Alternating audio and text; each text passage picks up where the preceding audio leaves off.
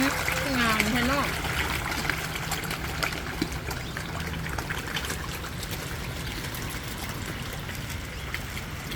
ไอ้อ้วนเอ้ยว่าไอ้เบิ่งป่าบ่สบายดีตอนนี้เราก็มาลินอยู่ทานอาหารสร้างน้อยเนาะอันนี้ก็คือบรรยากาศเดี๋ยวเราจะพาเบิ่งเลยบรรยากาศเนาะ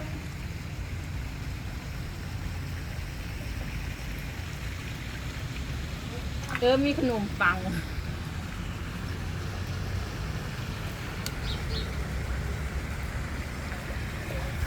บรรยากาศรอบ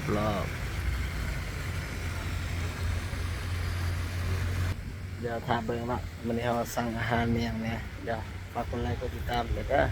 อาหารที่เราสั่งมื้อนี้ก็จะมีตำเนาะตำแซ่บๆเป็นตำอาหารทะเล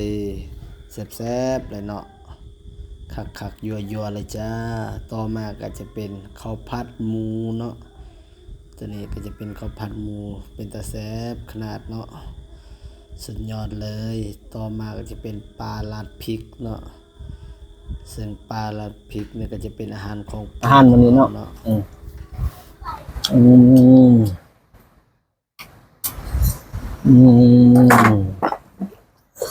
นนี้ก็จะเป็นปลาราดพริกเนาะเห็นไหมมันจะแซ่บบ่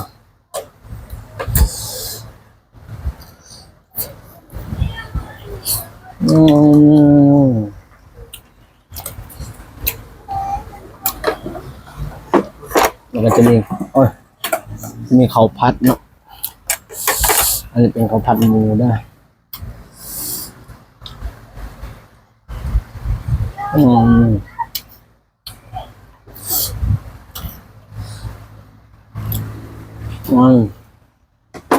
แล้วเมนูสุดท้ายแล้วจะเป็นแกงจืดเนาะ